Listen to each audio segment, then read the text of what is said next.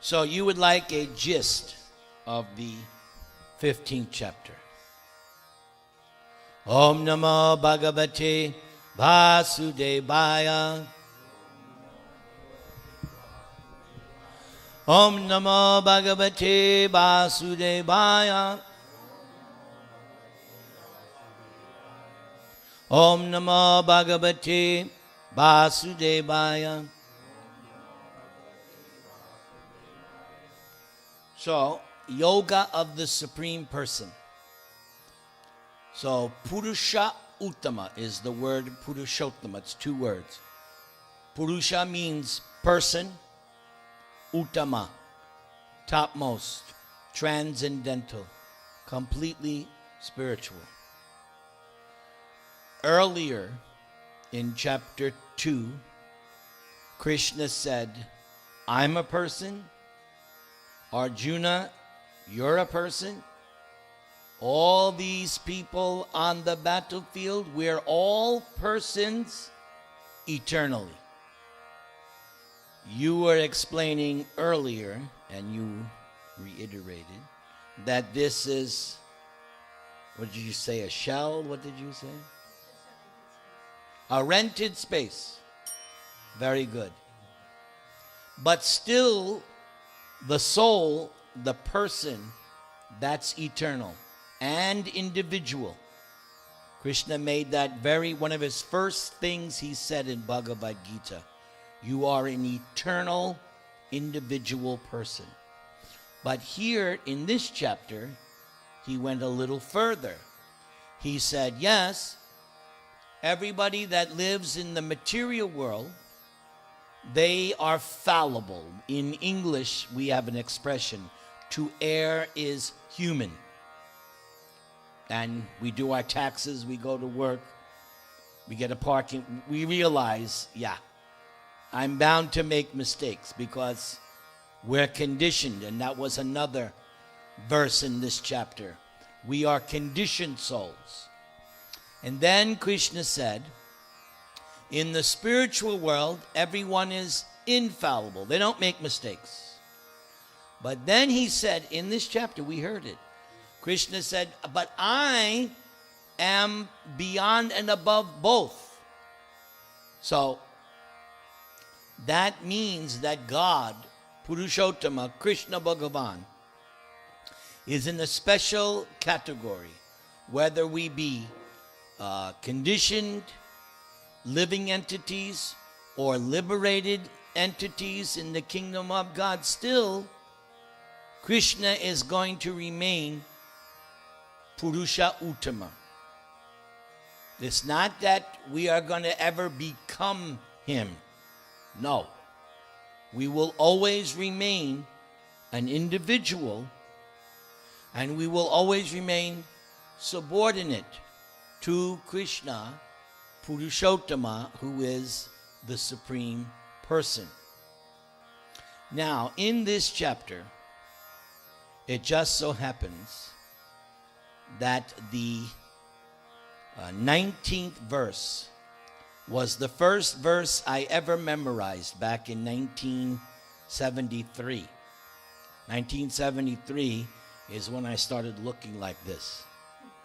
When I started to be a Hare Krishna devotee. And the first verse, because I had a devotee he had a big stack of cards. And in the morning, in between his japa, he'd be chanting shlokas. He had a big stack. So I asked him, how do you memorize? He said, easy. Just say it 100 times. Just keep repeating it and you'll memorize. So this was the first verse I memorized. Yomam evam asamudo janati purushottamam sasarvabid bhajati mang sarva bhavena bharata. I like what Krishna says.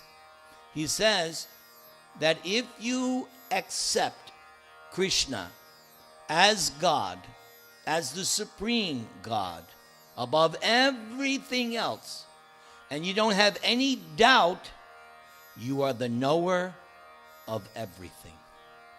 So to me, I didn't go to college. I dropped out. But Krishna says, that's okay. You didn't go to college. Do you accept me as God? Yes. Krishna says, you know everything. So I don't feel, now I'm not saying nobody should go to college. I'm not going to tell your sons. But I'm just saying, I don't feel like I've missed something. Because Krishna says, if you know me as God without doubting, then you are the knower of everything. I like this verse. And then he says, and the proof of that, you engage yourself in devotional service. So before all you came, and it was just the family, we sang that song, Bhaja Hure Mana Shri Nanda Nandana. So the final verse is all about that devotional service. Sravana Kirtana, Smarana Vandana, Pada Sevana, Dasyare, Pujana Saki Jana, Atma Nivedana. So the 9 processes, of which you're doing the first one right now. Hearing. You're hearing Bhagavad-Gītā, the science of God. That's devotional service. So if you are engaged in 1 or 2 or 3 or all of them, but even one's sufficient, right? And you engage fully in that, then that's the proof that you know everything. That's the proof. Because if you really accept Krishna as God, then you have to put your money where your mouth is. It's not just like I have a card. Yeah, I believe in Krishna. No, I have to prove it. Okay, what was yesterday? Huh? Valentine's Day. So what was everybody doing yesterday? Buying chocolate or buying flowers, because they know in America, you don't buy your wife or girlfriend something on Valentine's Day, then she's going to think you don't love me. All right? Or right, in America, right, they have, the engagement ring, right? And this, shows that the person is serious, okay? So there's another expression in America. Actions speak louder than words. So I may say, I love you, yeah, but the person wants to see, well, what have you done to show your love? You say you love me, talk, but take out the garbage at least. Do the dishes. Do something, right? So the same way, devotional service is a means by which we demonstrate to Krishna that we do accept him as God. Because we want to do something, devotional service. And devotional service, there is unlimited varieties of devotional service, even within the 9 that we mentioned, hearing, chanting. But within them, there are so many things. Jai Krishna Das, who me and Kundan call Bhishma Pita, because he is like the grandfather of our group. He was once the leader of the Radharaman temple. I remember those days. Huh? And ever since then, you have become Bhishma Pita, the leader. And Krishna Kumar, he comes to see you how many times a week he comes? Once a week? 1 or 2 times a week. Yes, because he has great respect for you. Do you not, Krishna Kumar?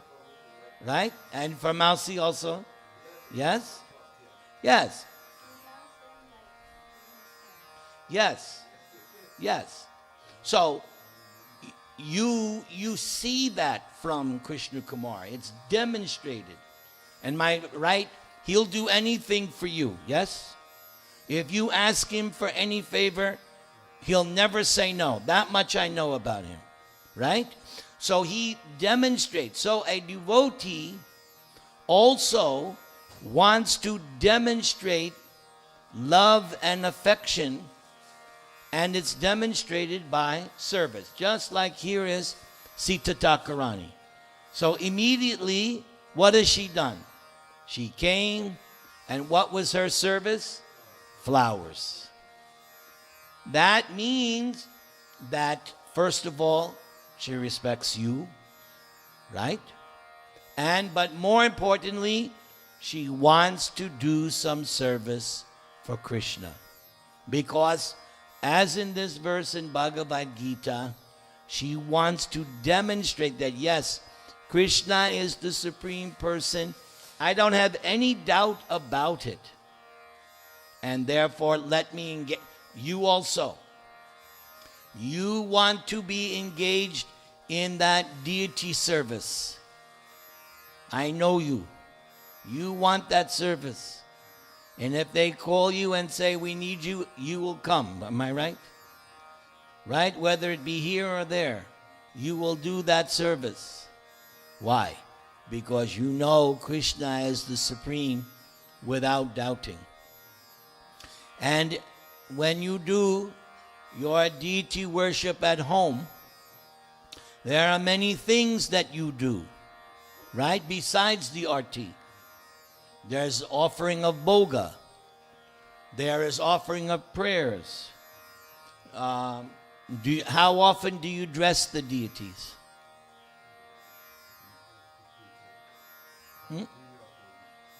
Every couple of weeks. All right. So that's another aspect of devotional service. And now who cleans the house? Your wife cleans? You do. You clean the temple room. That's devotional service. See, he once asked me months ago to give a lecture on this, so now I'm doing it. Remember when you asked me? Right? Yes. I don't forget. When people say things, it gets recorded. And then at the appropriate time, it comes out. So I never forgot. Oh yeah, Jai. And now Krishna is saying, do it now. Just like when Karna's chariot got stuck in the mud, Arjuna didn't want to kill him. And Krishna said, if you don't do it now, you're never going to be able to do it, so do it now. This is your chance.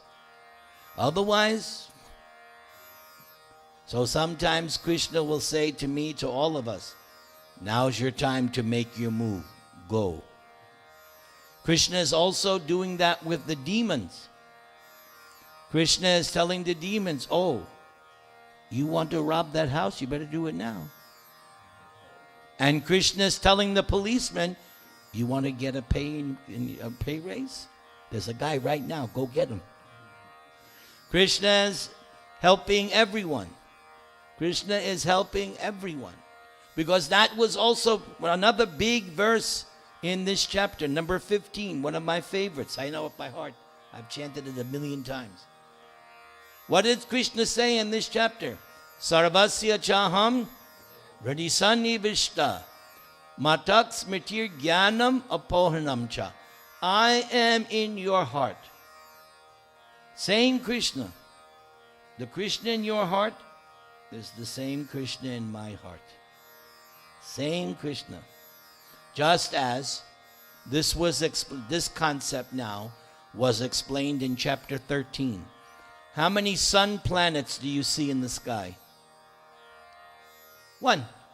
There's one sun, not two. How many stars? Lots, but one sun. So just as, and that sun is powerful to light up the universe, right? If there's no sun, the whole universe is in trouble. That one sun is, and why is that sun? Because Krishna is there. He's the energy behind the sun. He is actually the origin of the sun god, Surya Narayan. So Krishna said in chapter 13 that Just as there's one sun in the sky, there's one soul in the body. That's you. The soul in, what did you say again? Rented space. So the soul in the rented space is giving the energy, the soul. That's you. And your next door neighbor, Krishna, in your heart. And in this verse, what did he say? From me comes knowledge, remembrance, forgetfulness. And for a long time, I was wondering, why forgetfulness? And then it was explained. For the atheist, for the demon, Krishna knows what the atheist demon wants, so he says, okay. Krishna says to the atheist demon, I will make you forget everything about me, because that's what you want. And for the devotee, what does the devotee want to forget? All the bad things. That's what the devotee wants. The devotee doesn't want to remember past sinful desires.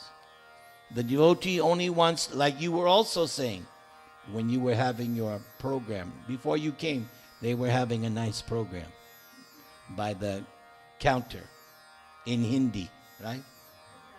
Oh, it was Gujarati. See, I don't know the difference.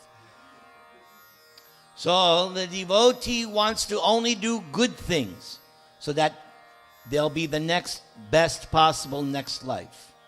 So the devotee wants Krishna, yes, help me to forget all my bad desires, all my sinful intentions. Cause me to forget that and help me to remember you. And help me to remember what is the right and good thing to do. And for the demon, it's just the opposite. The demon wants to remember like Duryodhana. Always wanted to do bad things, right? Never wanted to do good things.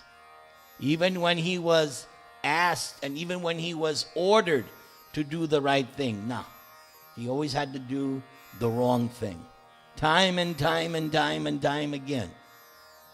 So, two opposite. All right, this chapter also explains how Krishna is helping us, because there's this verse number 7, another big verse, number 7. And that sets off a whole series of verses in this chapter. Number 7, Mamai Vangsho Jiva Loke, Jiva Bhuta Sanatana, Manakshastan Indriyani, Prakriti Stani Karshati. This one verse sums up everything about our life. One verse, that's it. So the first thing, Mama Eva Angsha, Krishna says, you are my Angsha. You are my child. You are my part and parcel. That's like you have 2 sons, right? No daughters, right? Two sons. All right. So they are your Angsha. Yes? Krishna Kumar's got 2 Angshinis. He's got 2 daughters. Right? So Krishna says, you are my Angsha.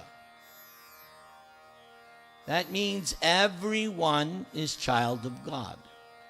But some are behaving godly and some are behaving ungodly. And that's also explained in Bhagavad-Gītā in the next chapter, my favorite chapter, divine and demoniac natures. Krishna said there's only 2 kinds of people, good and bad.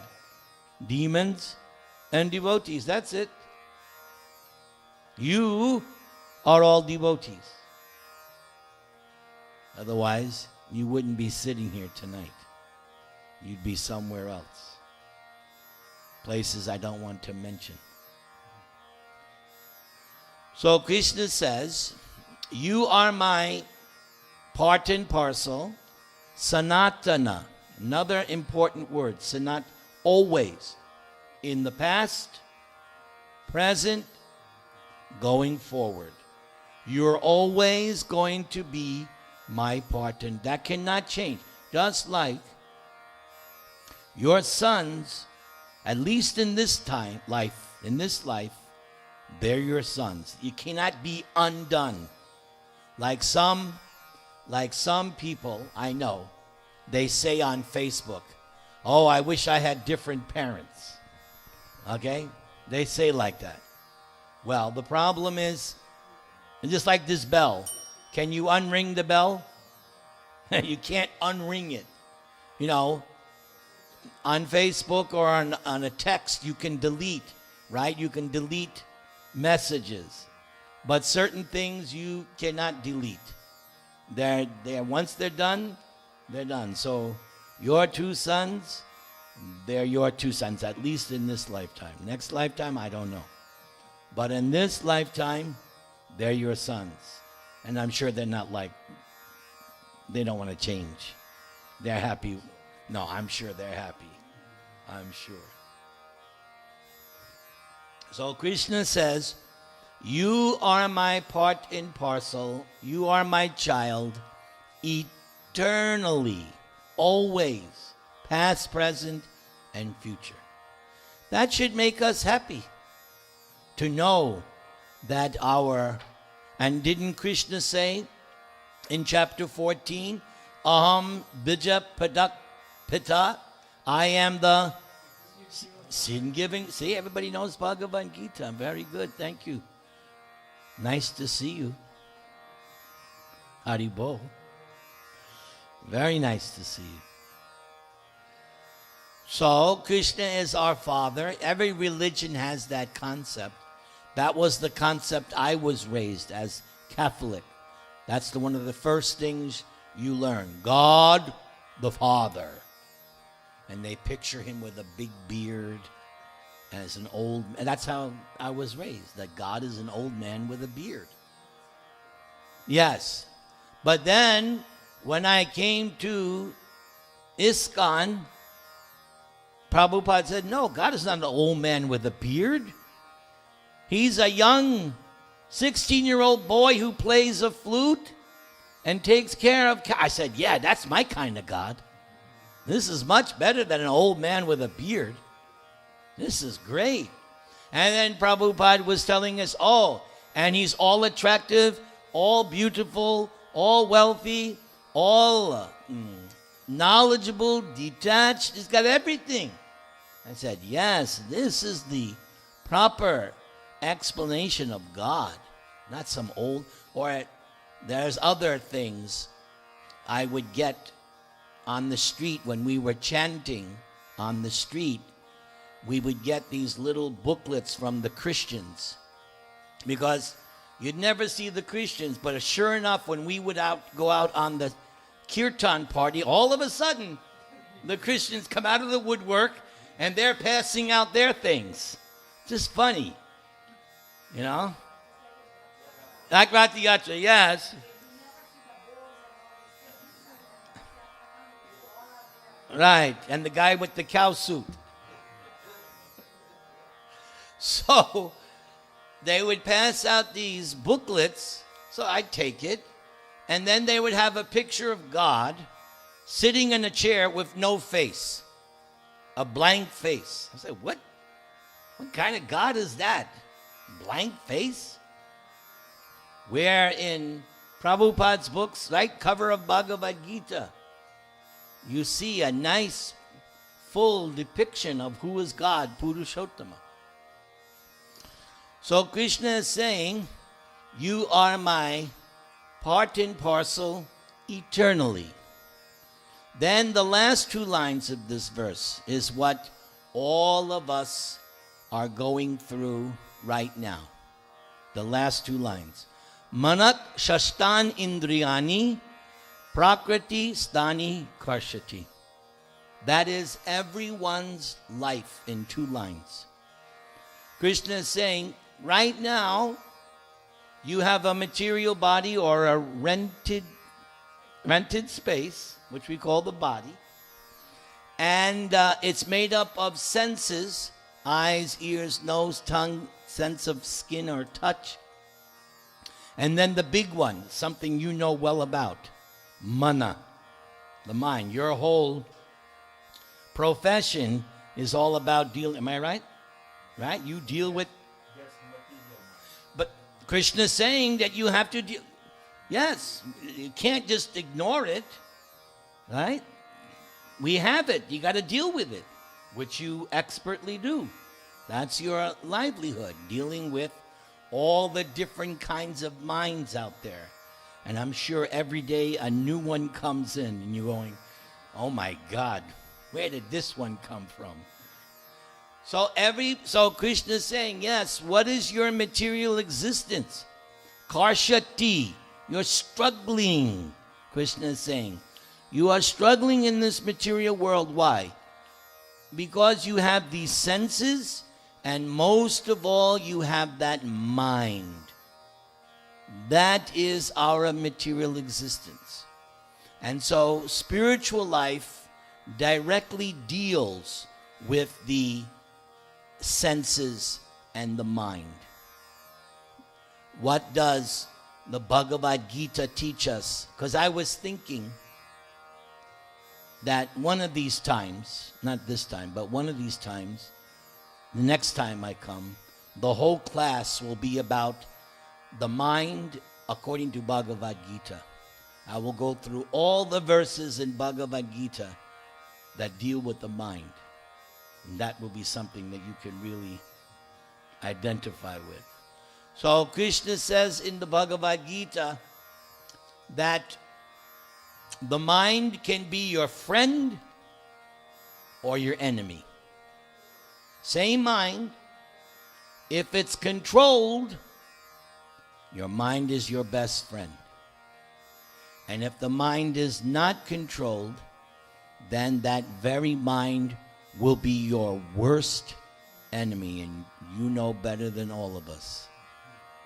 You could probably write books on this one shloka of Bhagavad-Gītā.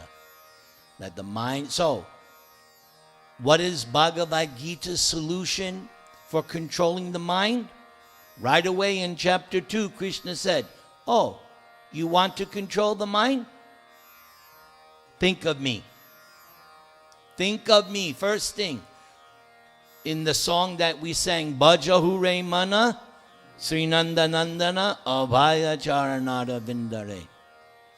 The song opened up with the devotee talking to his mind. Mind, let us cooperate and be fixed at the lotus feet of Krishna. If we do that, we will become fearless. Abhaya Charanara Vindare. Fearless by fixing the mind on Krishna's lotus feet. That is how Bhagavad-Gītā solves controlling the mind.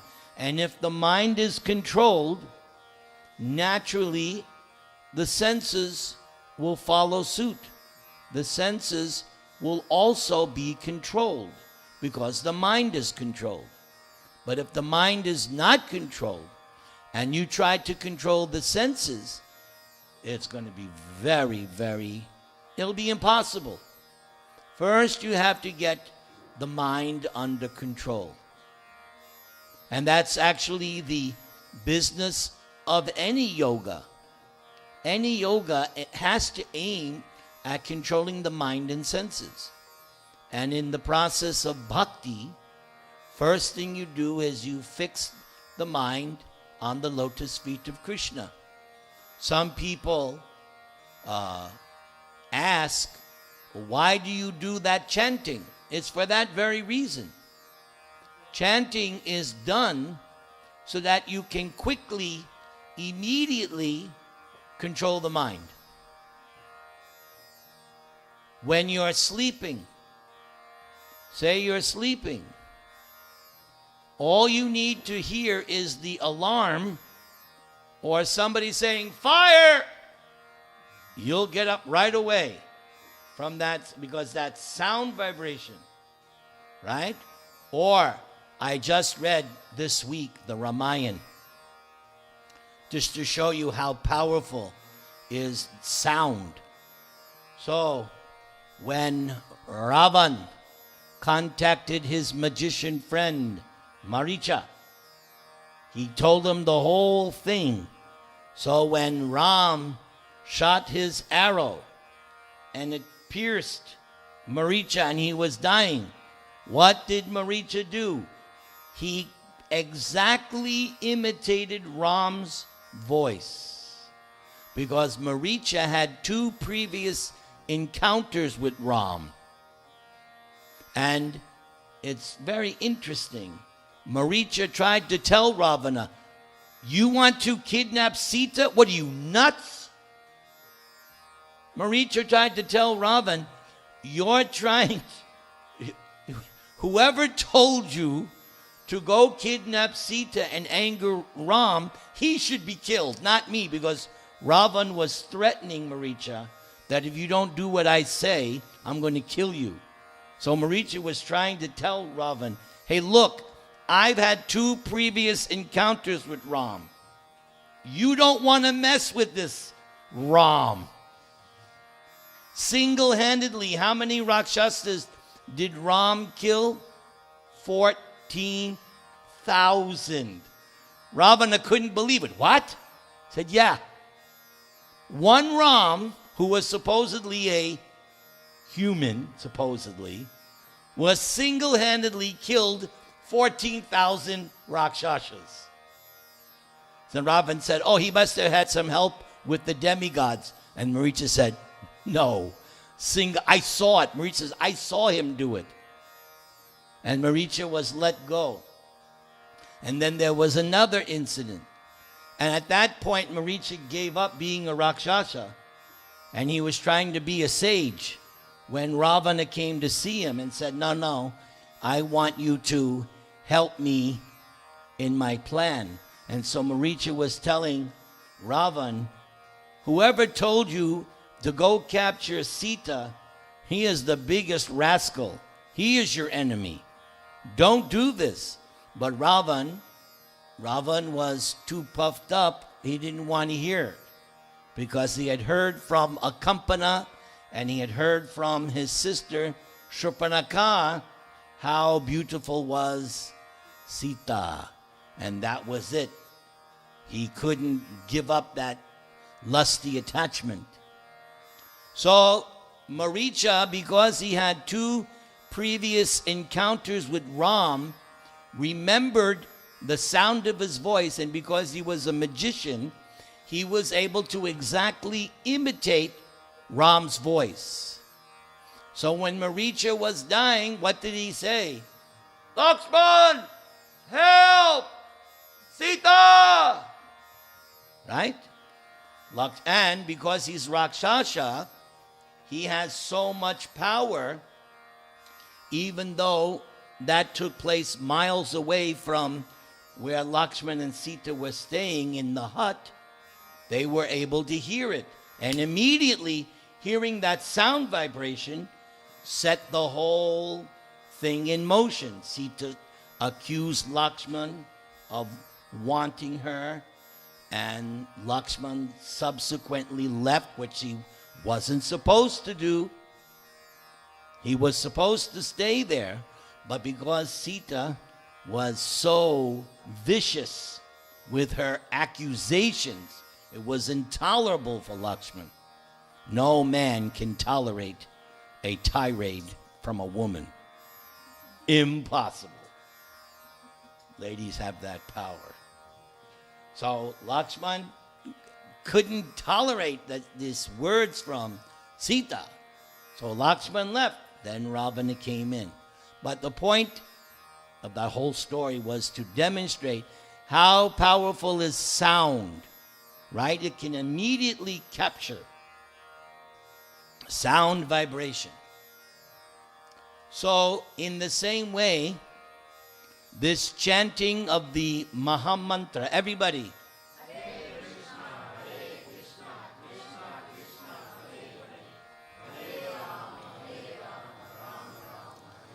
This sound vibration of the Mahamantra is so powerful that it enables you to control the mind.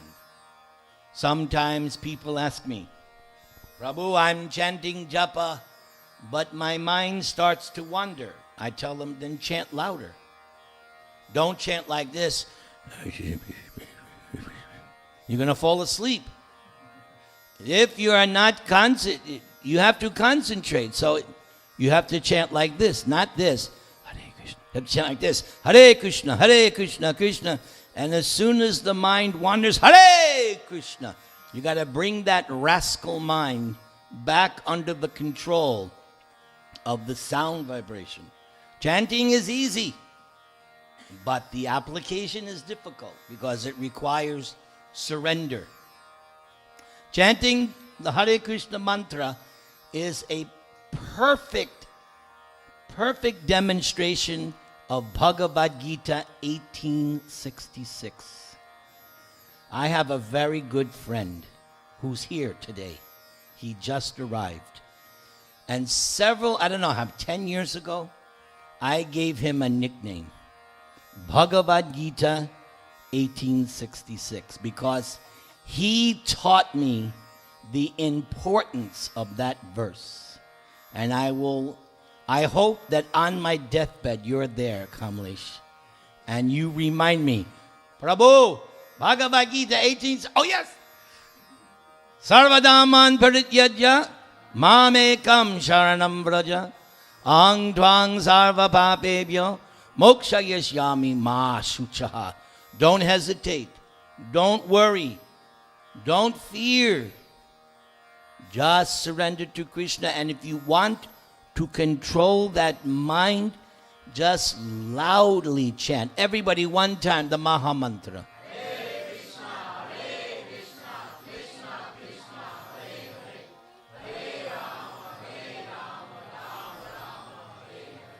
So that's something of Bhagavad-Gītā chapter 15.